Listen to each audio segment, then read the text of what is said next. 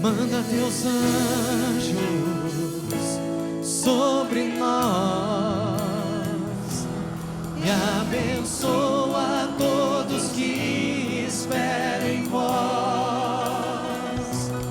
Manda teus anjos para nos ensinar a te louvar e glorificar. Envia também teu Espírito de paz e amor. O meu coração tem sede do meu Criador.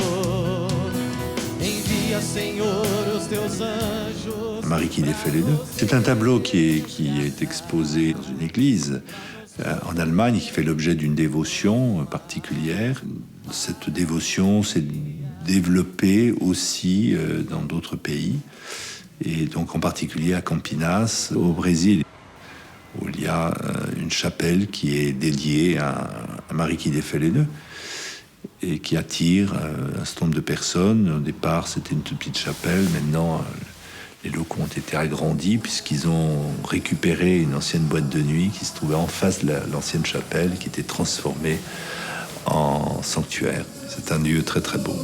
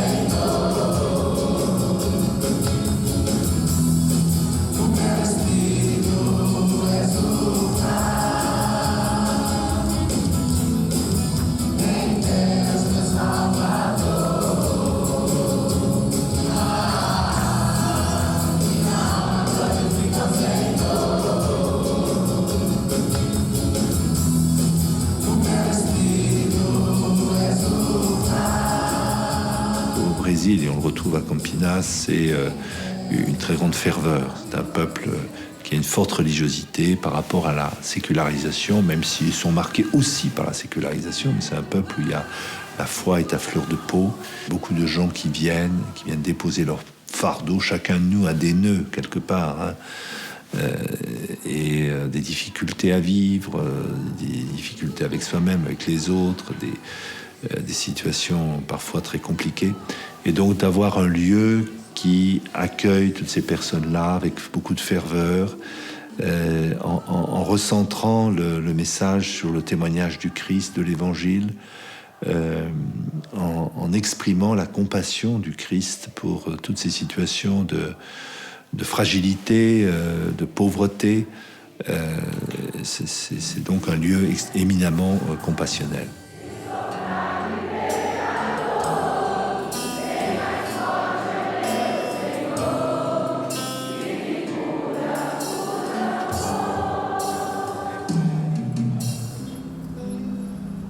Sete anos atrás, iniciaram essa caminhada.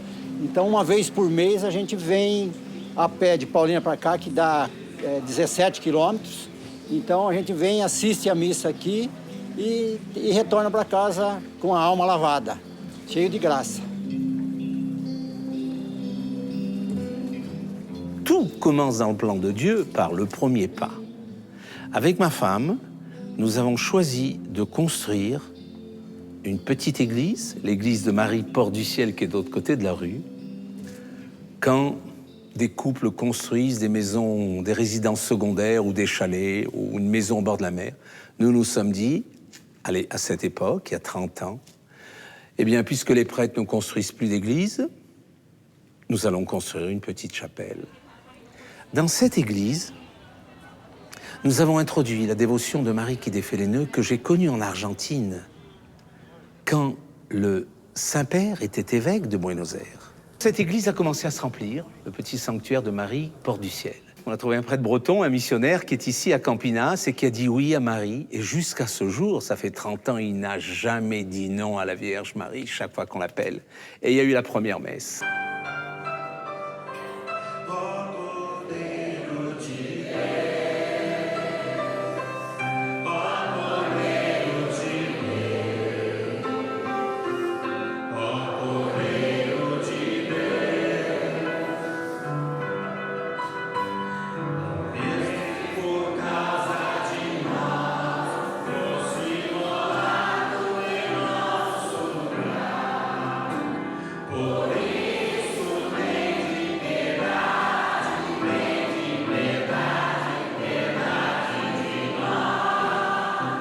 Une messe par semaine, ensuite 2, ensuite 3, ça a été difficile, l'église se remplissait. Ensuite, tous les jours, le matin, il est venu un temps où nous donnions la communion dans le jardin de ce sanctuaire.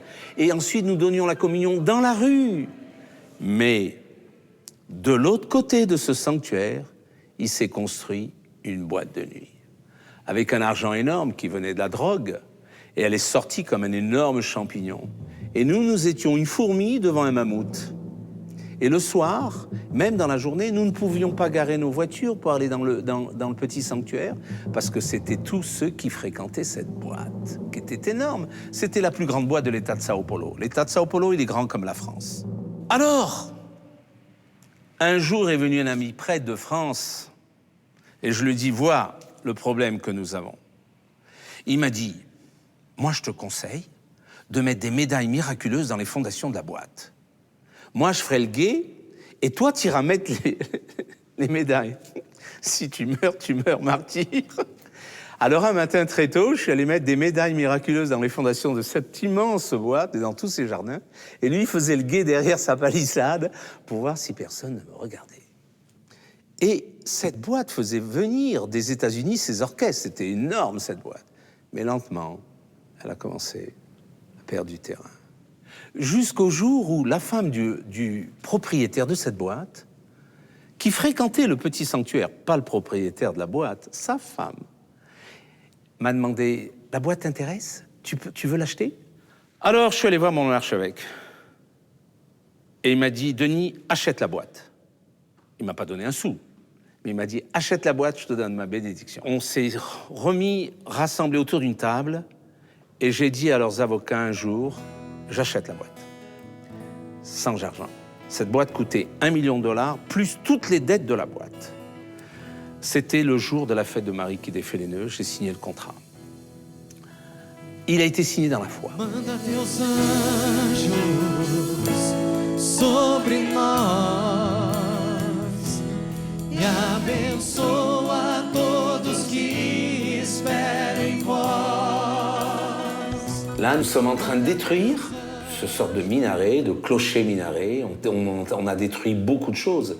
Là, nous avions déjà mis un panneau, un grand panneau avec les anges, en expliquant pourquoi nous avions acheté la boîte, pour en faire une église, et nous sollicitions de l'aide de tous les pèlerins et les chrétiens. Toutes ces vitres noires, c'était les vitres du premier étage où ils consommaient énormément d'alcool, de drogue, de la cocaïne. Là, s'il y avait des distributeurs de bière de tous les côtés, et nous allons installer le tabernacle. Voilà notre archevêque qui est mort, qui bénit les deux fondateurs. Cette photo, elle est importante parce que c'est devant la boîte, il va bénir les portes du sanctuaire, on va rentrer dans le sanctuaire pour la première fois. Comme dans tout sanctuaire nouveau, il va bénir les murs, les portes, il va frapper avec sa crosse sur les portes, et le peuple va rentrer. C'est la première fois où le peuple de Dieu va rentrer dans le sanctuaire. Il n'est plus question de la boîte. Le dôme de la boîte, aujourd'hui, nous avons fondu une croix, nous avons fait Nous l'avons baigné dans l'or par des bijoux, beaucoup de bijoux qui nous ont été donnés, qu'on a fait fondre, parce que je pense que la croix doit être lumineuse et se voir de loin. Et pour se voir de très loin, il faut qu'elle soit en or, recouverte d'or. Buscai primeiro o reino de Deus e a sua justiça, e tudo mais vos será acrescentado.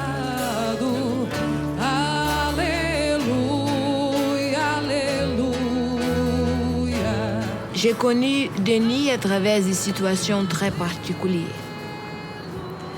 Nous avons écrit un livre. Notre rencontre s'est passée d'une forme très spéciale. Et après, chaque jour, nous avons vu que Dieu a fait des merveilles. Pour travailler pour la Vierge Marie, ça s'est passé en 24 heures. J'ai quitté les compagnies d'aviation pour travailler pour la Vierge Marie. J'avais la grande compagnie, le prestige, l'argent, et du jour au lendemain, il n'y avait plus tout ça. Et les compagnies d'aviation téléphonaient à la maison pour que je revienne voler.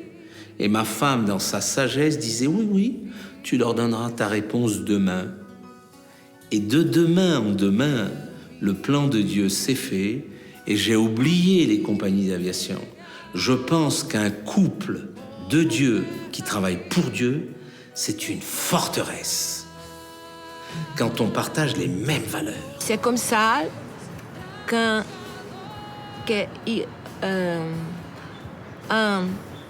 va tomber, l'autre vient et fait comme ça. Il faut marcher. Quand un tombe, l'autre fait comme ça. Alors, je pense que c'est une force, c'est un plan d'amour de Dieu pour nous. Ce n'est pas facile. Le couple est extrêmement dynamique. Il a fait preuve d'engagement, de créativité, de perspicacité. Hein. Et c'est très, très étonnant de voir comment, à partir d'une intuition, en mobilisant des ressources, souvent très modestes au départ, eh bien, on arrive à faire une œuvre fantastique. Je connais un des responsables d'une des communautés, le Padre Jonas, qui est le responsable de la communauté de Canzonova, qui me disait il y a 3 ingrédients pour réussir. D'abord, une aspiration. On est poussé à faire quelque chose. Ensuite, une inspiration, qui est aussi comme une vision qu'on reçoit de Dieu. Mais aussi, il ne faut pas oublier la transpiration. C'est le travail qu'il nous faut consentir. Il faut beaucoup de foi, beaucoup de prières, et il ajoutait beaucoup de travail. C'est à la fois compter, comme le disait saint Ignace, sur la prière, parce que tout se fait à partir de Dieu, et en même temps travailler comme si tout dépendait de nous. C'est joindre la grâce à la nature, la prière et l'effort, la discipline et la grâce. C'est cette conjugaison qui fait que des petites choses deviennent ensuite des choses considérables et majestueuses. Il y a bien des années, quand j'organisais des pèlerinages, avant de quitter le Brésil avec mes pèlerins brésiliens, j'ai reçu, c'était l'époque des fax, aujourd'hui ça n'existe plus, un fax d'une femme, d'une Française, en me disant « Est-ce que vous voulez une statue de la Vierge Marie ?» sans rien spécifier.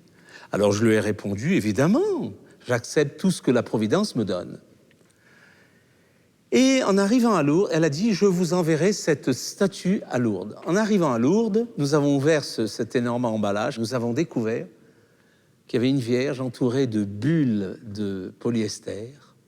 Alors j'ai coupé le plastique pour voir sa tête. Et il y a ses yeux en cristal extraordinaire. Il y avait tous mes pèlerins autour. Et on s'est dit, qu'est-ce qu'on va faire de cette Vierge avec les mains comme ça pour la ramener au Brésil? Quand je suis arrivé dans l'avion, il y a une des stewardesses qui m'a dit, qu'est-ce que vous allez faire avec cette statue? Je lui ai dit, je l'emmène avec moi. Elle m'a dit, non, dans mon avion, elle ne rentrera pas. Parce qu'il n'y a pas de place pour elle. Parce qu'elle était entourée de papier, de plastique de tous les côtés pour protéger ses doigts et ses mains et avec la tête. Ah ben je lui ai dit, si elle va rentrer, si. Elle m'a dit, non, non, elle ne rentrera pas. Ben, je lui ai dit, mais 50 passagers ne vont pas rentrer. Alors ça a fait un drame. Elle m'a dit, bon, ben, vous la prendrez sur vous. Alors, j'étais à côté d'un passager, je priais pour pas qu'il ait envie d'aller aux toilettes, parce que je portais la Vierge Marie comme ça. Alors, en arrivant au Brésil, j'ai envoyé un fax à cette Française qui m'a dit, je ne peux pas vous donner le nom de la Française qui vous a offert cette image. Mais en son nom, je peux vous dire cela. Cette dame a essayé d'adopter des enfants en Afrique, en Asie. Elle n'a pas réussi. Le seul enfant qu'elle a pu adopter, c'est un petit Brésilien. Et en remerciement pour la Vierge Marie, elle a cherché le sculpteur et le mouleur de Notre-Dame de Thiaïne, Notre-Dame de la Paix. Et dans ce même moule, elle a fait reproduire Notre-Dame de la Paix de Thiaïne. Et elle vous demande que cette Vierge ne quitte jamais le Brésil.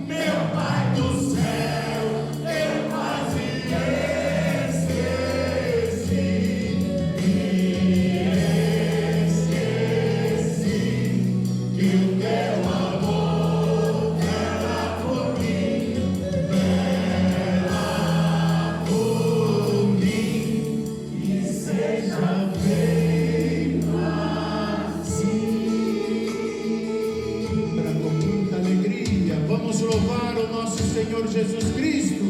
Cadê os braços? Vamos louvar. Eu louvarei.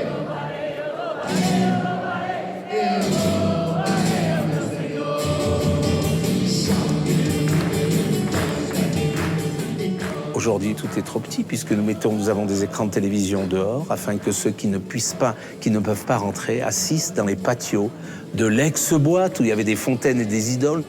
On en a fait des jardins du sanctuaire. Le sanctuaire, c'est 9000 mètres carrés. On manque d'espace. Les usines qui sont en bordure du sanctuaire savent que nous avons besoin d'expansion. Nous souhaitons acheter ces usines, mais alors comme elles savent que nous souhaitons acheter, ils ont des prix hors du commun.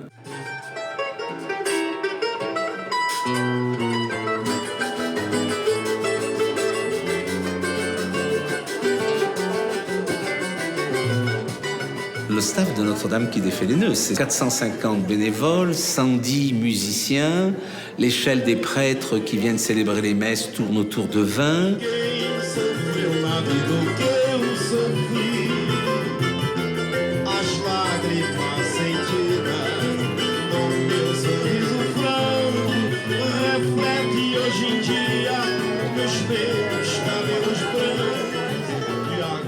Há 9 anos que eu estou no santuário. Minha vida antes do santuário. O que eu buscava na vida?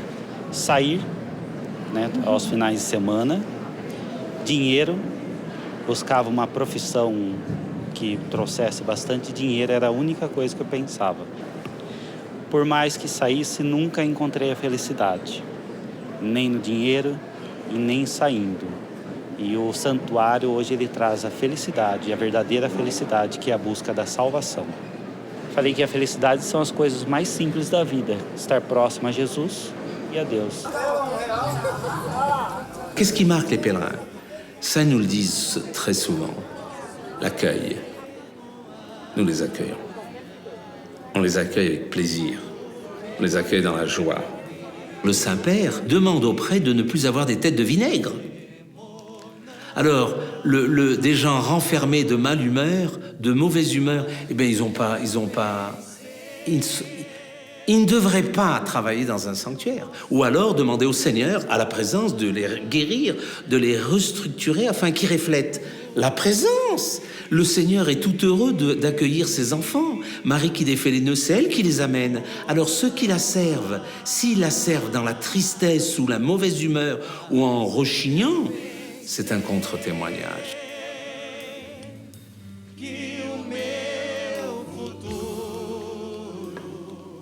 Voilà le tableau de Marie qui défait les nœuds dans toute sa splendeur. Nous avons fait réécrire l'original qui est à Augsbourg afin d'avoir un tableau à la dimension du sanctuaire. La taille de ce tableau gère une intimité entre la maîtresse de maison et ses enfants.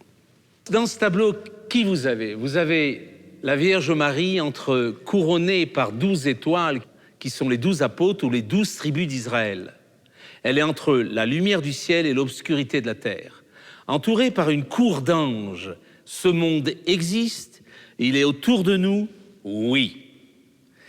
Et vous avez 2 anges de chaque côté, l'un qui présente à la Vierge Marie le ruban de nos vies avec des nœuds. Et une fois que ce ruban passe dans ses mains, elle défait ses nœuds. Et vous avez de l'autre côté un ange qui tient ce ruban et qui a la bouche entrouverte.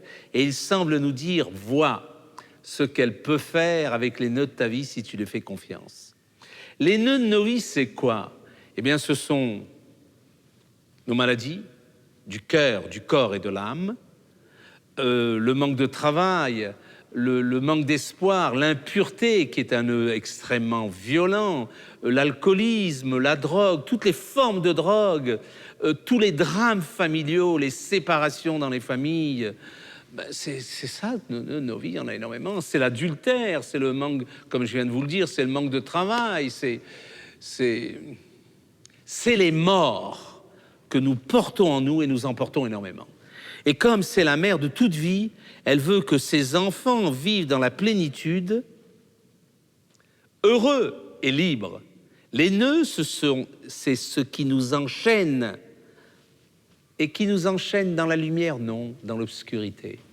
Si bien qu'elle écrase à ses pieds le serpent. Ce n'est pas une entité, c'est une réalité, c'est Satan. Ce qui est important dans un sanctuaire, je n'engage que ma personne, Denis, il faut que la personne qui rentre, elle ne rentre pas par hasard, puisque c'est le plan de Dieu sur cette vie. Il faut qu'elle sorte du sanctuaire avec des réponses, avec des armes apaisées, restructurées, en marche. Le peuple de Dieu aujourd'hui est un peuple d'avachi.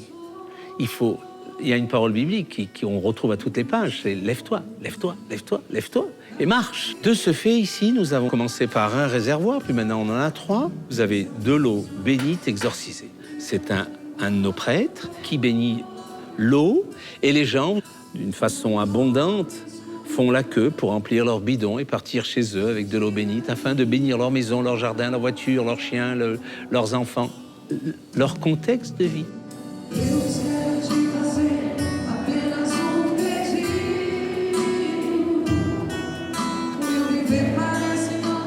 Qu'est-ce que les personnes viennent chercher dans ce sanctuaire? Eh bien, ce sont des réponses, des grâces, des bénédictions et surtout des nœuds à défaire. Il vient chercher la solution de son problème. Il trouve la solution, il trouve l'amour de Dieu et de la Vierge. Precisei tirar o seio todo, foi muito difícil, mas eu me apeguei a Maria Desatadora dos Nós e consegui a cura. Mas a maior graça que Maria me concedeu foi a do perdão. Meu esposo teve um relacionamento amoroso com uma jovem que tinha idade para ser minha filha. Eu sofri muito, mas estive o tempo todo aos pés de Nossa Senhora.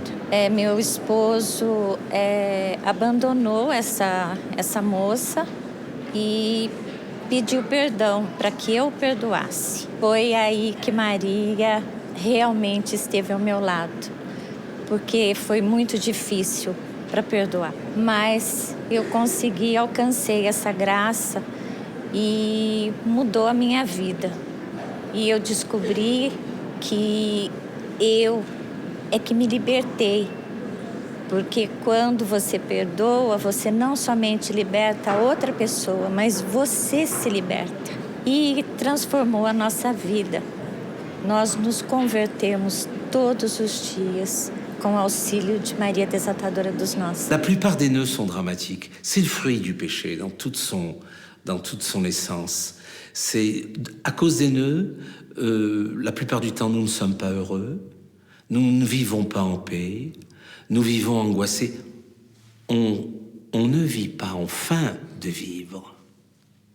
Parce que la plénitude de la vie, c'est le Christ. Donc, comment voulez-vous vivre sans lui? C'est pas possible. C'est impossible. On va chercher des succès d'années à la joie, au plaisir, mais on ne l'aura jamais dans sa totalité, puisque c'est lui qui la donne dans la totalité. Comme notre pape François dit, il n'y a pas de nœud dans le cœur, dans la conscience, que Marie ne peut pas nous aider à défaire.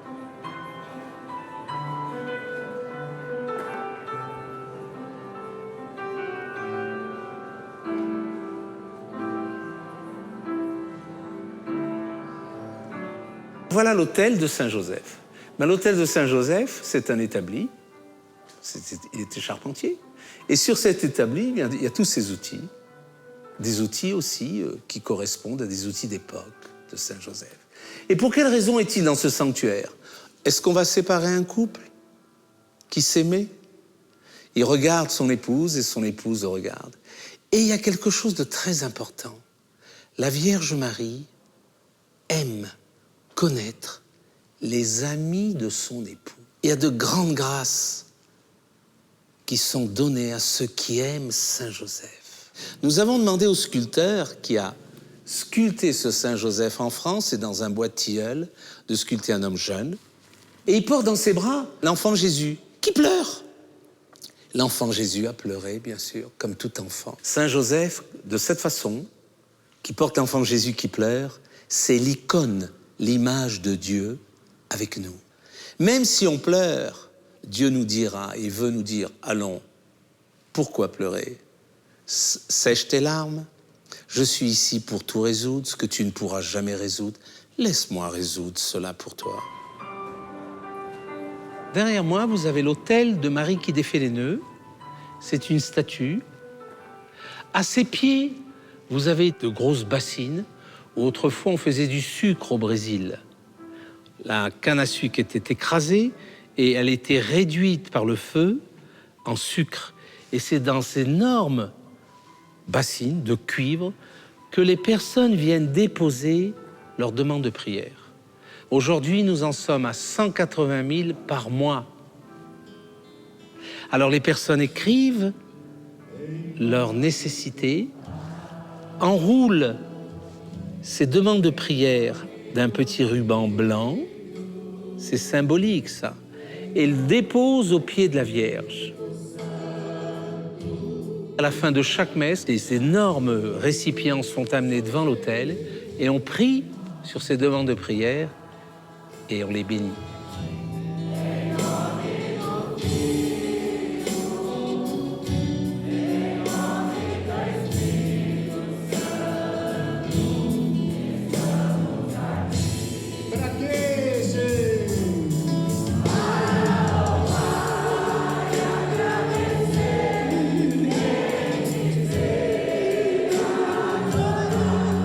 Sous Marie qui défait les nœuds, il y a un tunnel. Un tunnel en bleu. Nous l'avons construit petit parce que l'homme moderne est un homme orgueilleux. Alors, il faut qu'il apprenne à plier la nuque, se courber devant la mère de Dieu. Et dans ce passage, donc qui est en bleu, parce que c'est le prolongement de son manteau, avant, il y a plusieurs prières, entre autres, le Subtum. Le Subtum, c'est la plus vieille prière au sein de l'Église catholique adressée à la Vierge Marie, siècles 2 et 3. À ses pieds, vous avez un splendide bouquet. D'où vient-il? Tous ces énormes bouquets sont offerts par un fleuriste à Campinas. C'est un homme qui a perdu sa fille, qui avait 20 ans. Cet homme, il aurait pu être aigri, accuser Dieu. Eh bien, cet homme a accepté la mort de sa fille. C'est un homme serein.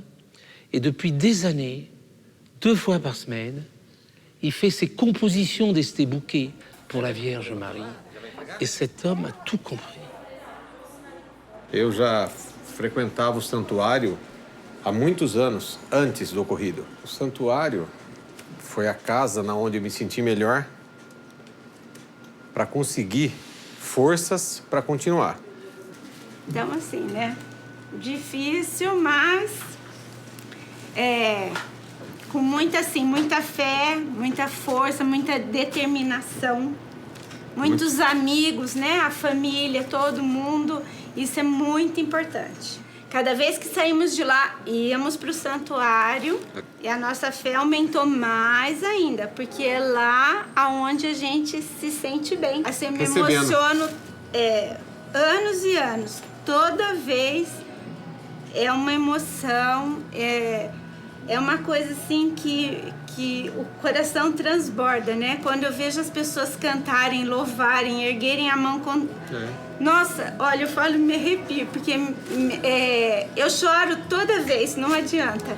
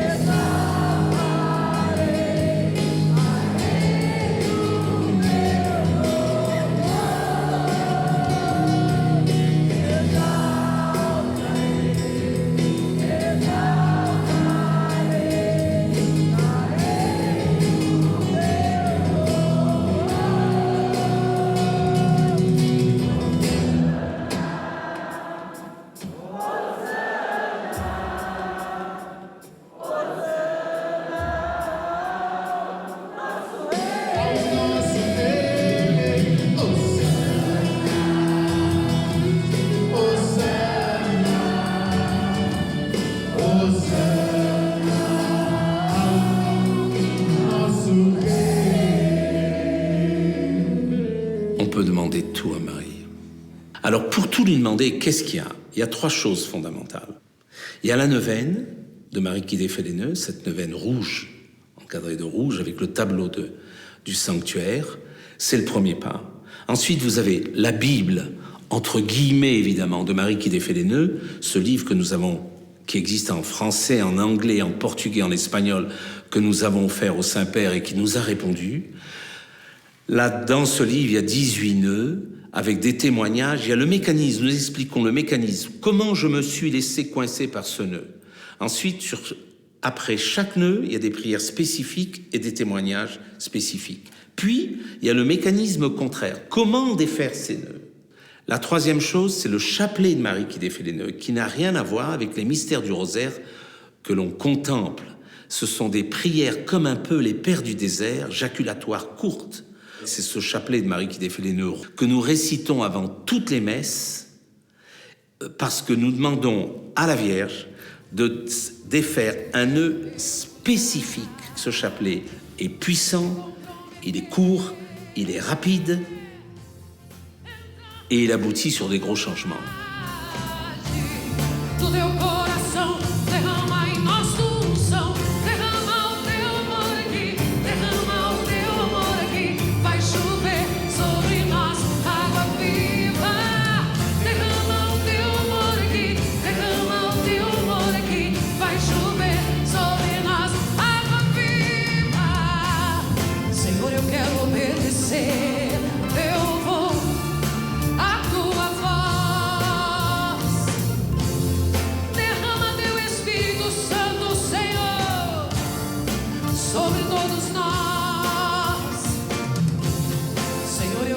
Ces emballages, c'est pour offrir aux femmes qui sont enceintes, qui sont très pauvres. Et c'est un kit. Voilà. Il y a eh bien, une petite couverture pour le berceau, des vêtements pour l'enfant, avec ses petits souliers, du sparadrap pour tenir les couches, bien sûr, pour prier avec l'enfant, d'autres vêtements pour l'enfant. Il y a 70 pièces. Cette idée elle est née de femmes généreuses, visionnaires, parce que le bien ne fait pas de bruit. Vai chover sobre nós água viva, uma igreja renovada, povo santo reunido, graças a Deus, famílias restauradas.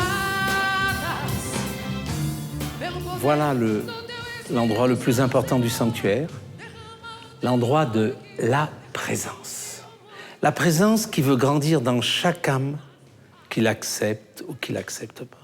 Et le tabernacle, nous l'avons mis entre deux murs, ce mur-là et le mur de la cuisine. Derrière le pain vivant, il y a l'œuvre pour nourrir les hommes. Pour nourrir les hommes, il faut que je me nourrisse de Dieu. Et quand mon âme transbordera de sa présence, à ce moment-là, je pourrai donner le trop-plein et donner abondamment sans m'appauvrir en aucune façon. Aujourd'hui, dans ces cuisines, toutes les après-midi, nous avons une grande équipe de femmes et d'hommes qui épluchent les légumes, qui cuisinent ces légumes. Avec les viandes, il nous vient beaucoup de dons en légumes et même en viande. Et c'est là où nous préparons la soupe pour les pauvres, que nous alimentons dans les rues de Campinas, que nous soignons. Tive 2 filhos e minha filha, com o passar dos anos, ela se encantou com uma pessoa errada, uma pessoa do mal, e partiu da minha casa. Eu fiz várias tentativas para trazê-la de volta. Enquanto eu não me ajoelhei diante de Maria, desatadora dos nós, eu não consegui tirar do meu coração a tristeza. Aí Maria, calmamente, disse-me, aguarde. E eu aguardei. E quando menos eu esperei, depois de longos anos, Maria me trouxe minha filha por inteiro. Se nós dermos as mãos a Maria, eu tenho certeza que nós iremos conseguir a vitória do nosso lar, a união da nossa família. Casada, com 2 filhos, tenho 2 netos dela.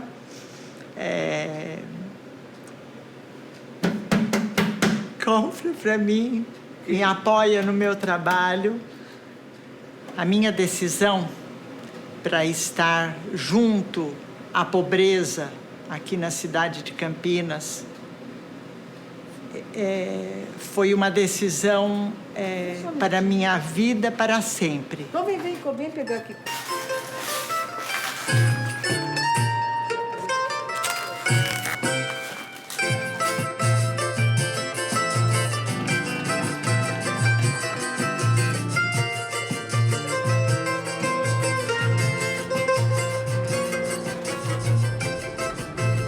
Là, on va alimenter les plus pauvres. Le fin de la ligne. Hein. Ça sent mauvais, ça boit, ça se prostitue. Mais cette odeur du pauvre, c'est l'odeur du Christ. Du Christ souffrant, bien sûr. Voilà. Parce que on ne peut pas rester dans un petit monde. Il faut s'ouvrir à toutes les nécessités des autres. Nous ne prêchons rien. C'est un témoignage.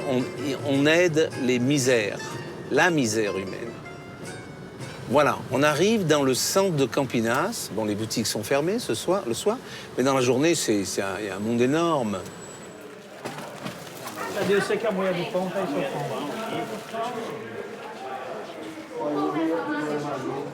Alors lui, il prépare le piment. C'est un piment Jouroubet, il est fort. Pour qu'on le mette dans la soupe qu'il va manger. Parce qu'il aime la soupe bien épicée. Oui. D'abord, on les accueille un par un. Et parce que chaque être, c'est une histoire sacrée. Ensuite, ils prennent leur nourriture. Et ensuite, maintenant, on va prier avant de manger. Ave Maria, cheia de graça, bendita sois vós entre as mulheres, bendito é o fruto do vosso ventre, Jesus. Santa Maria, Mãe de Deus, rogai por nós, pecadores, agora e na hora de nossa morte. Amém. Em nome do Pai, do Filho e do Espírito Santo. Vamos para Jesus!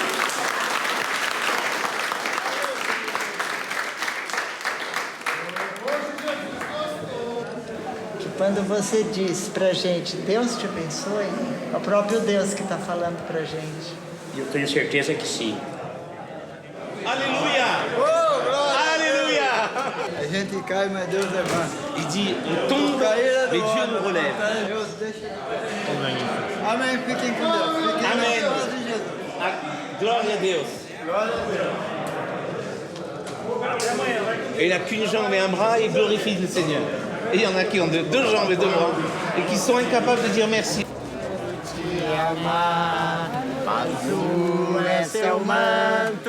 Ils chantent pour la Vierge Marie. Tu ver lá no céu.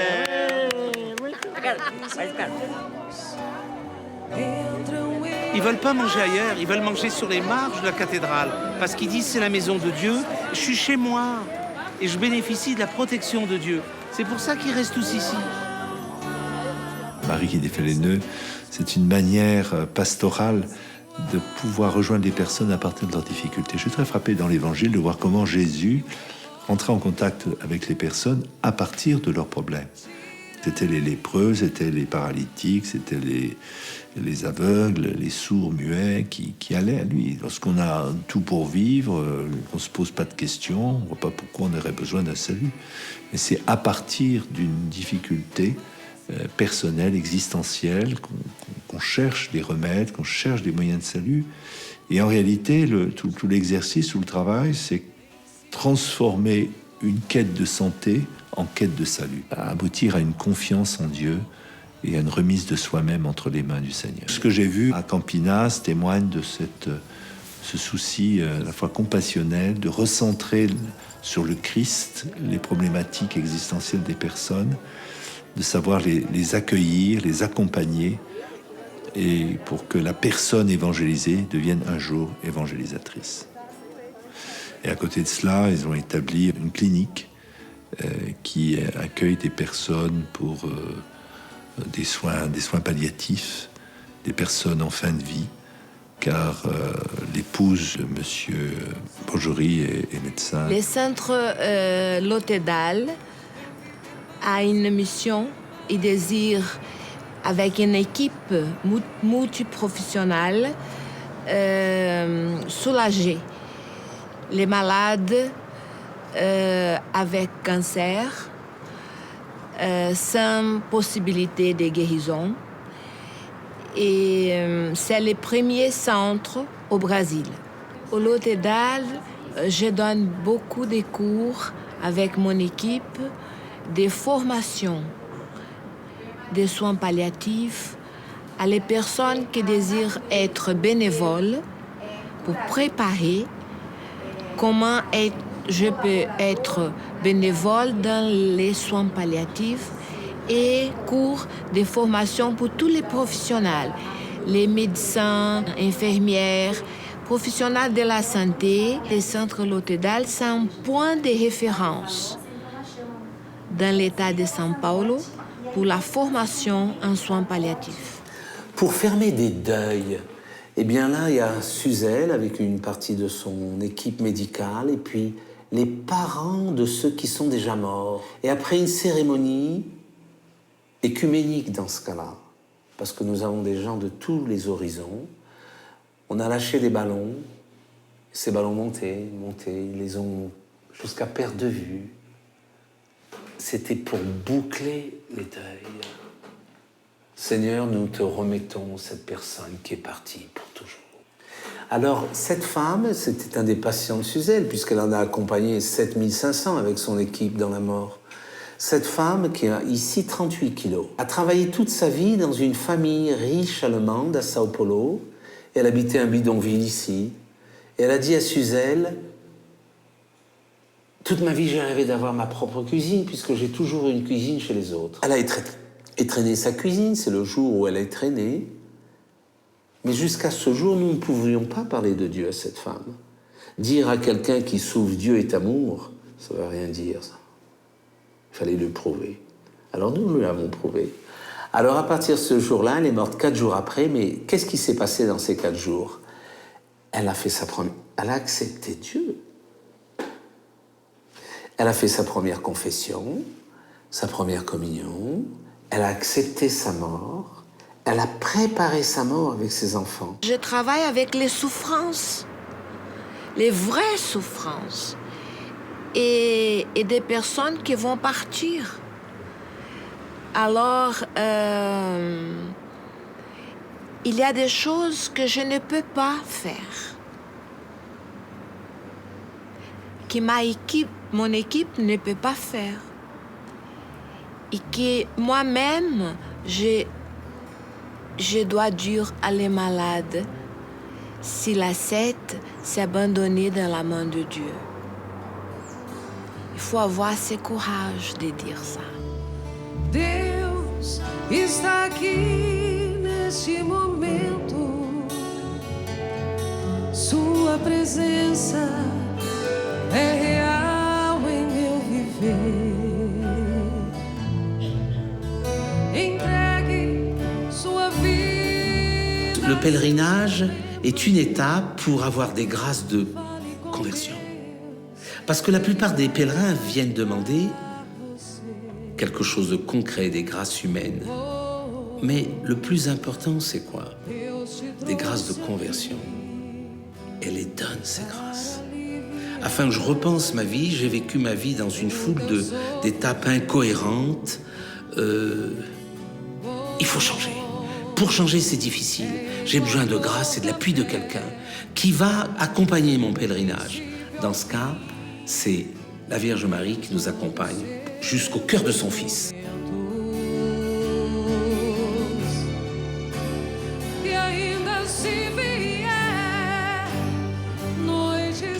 Apesar assim de todas as coisas que aconteceram na minha vida, eu nunca questionei a minha fé. E foi assim que eu fui subindo degrau, degrau, degrau, e às vezes escorregava, subia de novo. Aprender com a vida, né? E é lá que a gente busca força para ir para frente. E ainda se vier noites traiçoeiras, se a cruz pesada for. Marie veut montrer son amour et l'amour de son Fils à tout le monde et donner la force divine pour continuer, pour sentir que nous sommes fils des rois. Oser, c'est le meilleur moyen de réussir. Dans le mot oser, il y a la foi. Et dans la foi d'un homme, Dieu fait des merveilles à travers la divine providence. Tous ceux qui ont fait des merveilles en France, dans la construction d'églises, de sanctuaires autrefois, de tellement de belles choses, ils ont osé. Et Dieu ne les a pas trompés, ne les a pas induits en erreur. C'est pour ça qu'aujourd'hui, il faut des hommes et des femmes qui osent. Je vois aujourd'hui dans la chrétienté ces hommes et ces femmes qui restent au bord de l'eau, qui se trempent les doigts de pied au bord de l'eau. Mais c'est pas au bord de l'eau qu'il y a les bancs de poissons. Il faut rentrer dans l'eau, au large, pour pêcher les bancs de poissons. Nous marchons dans les chemins et un jour Dieu nous montre quelque chose pour nous dire « Allez, viens faire ces choses-là ». Nous ne savons pas le futur. Nous ne savons pas. Il faut vivre chaque jour dans la main de Dieu, s'abandonner dans son amour. La maîtresse de maison est présente chez elle et elle agit. Nous sommes toujours à l'écoute de ce qu'elle veut, et comme elle veut et quand elle veut. Et la force du sanctuaire, c'est sa présence, Elle fait des merveilles.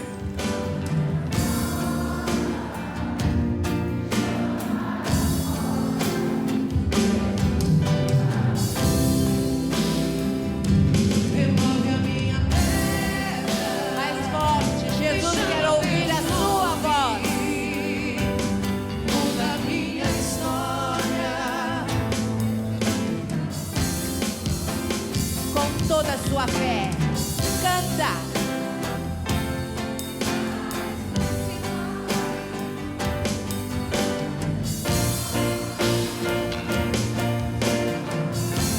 Sinta Jesus tocando em você agora, como fez com Lázaro. Tu és a própria vida.